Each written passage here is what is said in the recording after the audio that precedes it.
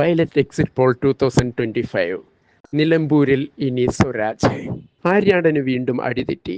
വ്യാജ പ്രചരണങ്ങളെയും PR വർക്കുകളെയും അതിജീവിച്ച് ഇത് സ്വരാജ് വിജയം. നിലമ്പൂരിലെ ഈ പ്രാവശ്യത്തെ ബൈ ഇലക്ഷനെ നമ്മൾ എങ്ങനെ വിലയിരുത്തും?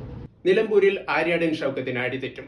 ശക്തമായ ചതുഷ്കോണ മത്സരം പ്രവചിച്ച നിലമ്പൂർ ബൈ ഇലക്ഷനിൽ ആര്യാടൻ ഷൗക്കത്തിന് പരാജയം എന്ന് വയലറ്റ് എക്സിറ്റ് പോൾ പ്രകാരം ഇടത് സ്ഥാനാർത്ഥിയായ സ്വരാജ് 1000 മുതൽ 3000 വരെ വോട്ടിന്റെ ഭൂരിപക്ഷത്തിൽ വിജയം പിടിച്ചെടുക്കും. ലീഗിന്റെ വോട്ടുകൾ ആരെ പിന്തുണയ്ക്കും എന്നാണ് വയലറ്റ് എക്സിറ്റ് പോളിന്റെ നിഗമനം.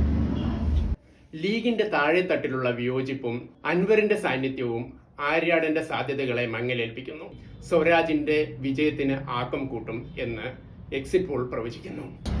BJPയുടെ ക്രിസ്ത്യൻ സ്ഥാനാർത്ഥിയുടെ സാന്നിധ്യം എങ്ങനെ സ്വാധീനിക്കും? ക്രിസ്ത്യൻ സ്ഥാനാർത്ഥിയെ നിർത്തി വോട്ട് ബാങ്ക് ഉയർത്തുവാനുള്ള BJPയുടെ ശ്രമം പക്ഷേ സ്വരാജിന്റെ സാധ്യതകളെ വളരെയധികം ആക്കം കൂട്ടി എന്നതാണ് സത്യം. അൻവർ എന്ന പടക്കുതിരയുടെ തേരോട്ടം ഈ പ്രാവശ്യം ഉണ്ടാകുമോ? ഇടതിനോടും വലതിനോടും തെറ്റിപ്പിരിഞ്ഞ് നിലമ്പൂരിന്റെ പടക്കുതിരയാകും എന്ന് ഉറക്കെ പ്രഖ്യാപിച്ചുകൊണ്ട് ഇറങ്ങിയ അൻവർ അടിതെറ്റി വീഴുന്ന കാഴ്ചയാണ് ഈ എക്സിറ്റ് പോളിലൂടെ നമുക്ക് കാണാൻ കഴിയുന്നത്. ആകെ പോൾ ചെയ്തതിൽ 44% വോട്ട് നേടി സ്വരാജ് മുന്നിലെത്തുമ്പോൾ 42.5% വോട്ടോടെ ആര്യടൻ ഷൗക്കത്ത് 2ാം സ്ഥാനത്തെത്തും. പടക്കുതിരയായി മാറുമെന്ന് പ്രവചിച്ചിരുന്ന അൻവറിന് വെറും 7% വോട്ടേ കളക്ട് ചെയ്യാൻ കഴിയുകയുള്ളൂ.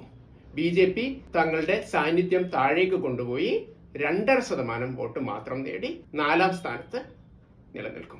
അമരമ്പലം, ചുങ്കത്തറ, കരുളായി പഞ്ചായത്തുകളും നിലമ്പൂർ മുനിസിപ്പാലിറ്റിയിലും ഇടതുപക്ഷം നേരിയ ഭൂരിപക്ഷം നേടുമ്പോൾ എടക്കര, മുത്തേടം, വഴിക്കടവ് എന്നീ പഞ്ചായത്തുകൾ UDFനോടൊപ്പം നിൽക്കും. പോത്തുകൽ പഞ്ചായത്ത് രണ്ടുപേരെയും ഒരേപോലെ പുൽകുന്ന നിലയിലാണ് നിൽക്കുന്നത്. കേരളത്തിന് മുന്നണി രാഷ്ട്രീയത്തിന് മാത്രമേ പുൽകാനാവുകയുള്ളൂ എന്ന യാഥാർത്ഥ്യം വീണ്ടും നിലമ്പൂർ തെളിയിക്കുന്നു. സ്വരാജ് എന്ന യുവതുർക്കിയെ ഇറക്കുവാനുള്ള ഇടതിന്റെ തീരുമാനം വിജയിച്ചു എന്നതാണ് ഈ ഇലക്ഷൻ നമ്മൾക്ക് കാണിച്ചു തരുന്ന നേർചിത്രം. ശക്തമായ സാന്നിധ്യമായിരുന്ന മുൻ MLA അൻവറിനെയും നിലമ്പൂരിന്റെ സ്വന്തം ആര്യാടനെയും തറ പറ്റിച്ചുകൊണ്ട് ഇപ്രാവശ്യം സ്വരാജ് വിജയം നിലമ്പൂർ ആഘോഷിക്കും.